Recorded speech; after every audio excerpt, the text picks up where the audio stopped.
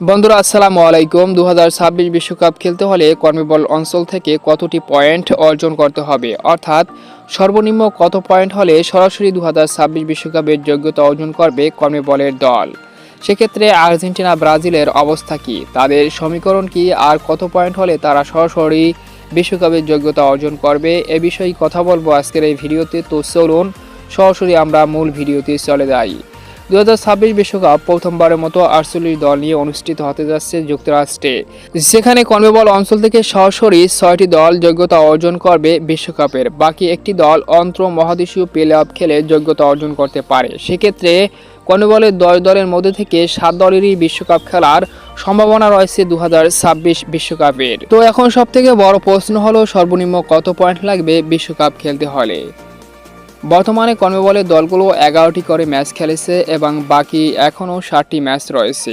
আর সামনের সেই ম্যাচগুলো ও বর্তমানের পয়েন্ট টেবিলের নানা সমীকরণ মিলিয়ে যদি একটি দল 24টি পয়েন্ট অর্জন করতে পারে, তাহলে সরাসরি 26 বিশ্বকাপের যোগ্যতা অর্জন করতে পারবে, এমনটাই জানা যাচ্ছে বিভিন্ন ওয়েবসাইট থেকে। সেক্ষেত্রে বর্তমানে পয়েন্ট টেবিলের 1 নম্বরে রয়েছে আর্জেন্টিনা 11 ম্যাচ খেলে 22 পয়েন্ট নিয়ে।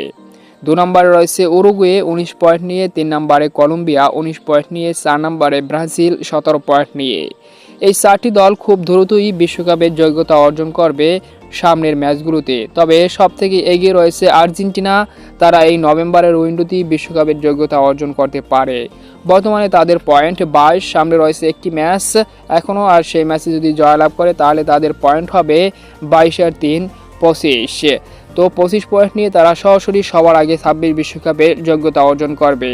আর বাকি দলগুলো 2 নম্বরে উরুগুয়ে, 3 নম্বরে কলম্বিয়া আর 4 নম্বরে ব্রাজিল, তাদের পয়েন্ট যথাক্রমে 19 এবং 17 করে।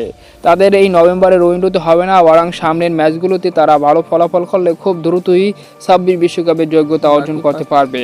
বাকি 5 নম্বরে ইকুয়েডর 11 ম্যাচ খেলে 16 পয়েন্ট। 6 নম্বরে প্যারাগুয়ে 11 ম্যাচ খেলে 16 পয়েন্ট। 7 নম্বরে ভেনেজুয়েলা 11 ম্যাচ খেলে 12 পয়েন্ট। 4 নম্বরে বলিভিয়া 11 ম্যাচ খেলে 12 পয়েন্ট। এই 4 দলের মধ্য থেকে 2টি দল সরাসরি 26 বিশ্বকাপের টিকিট পাবে 24 পয়েন্ট নিয়ে। সেক্ষেত্রে যে 2টি দল সবার আগে 24 পয়েন্ট অর্জন করতে পারবে তারাই বিশ্বকাপের টিকিট পাওয়ার সম্ভাবনা রয়েছে।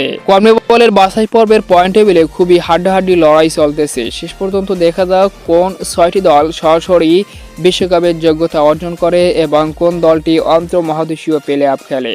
আপনার মতে কারা কারা খেলতে পারে বিশ্বকাপ, অবশ্যই কমেন্টে মতামত জানান।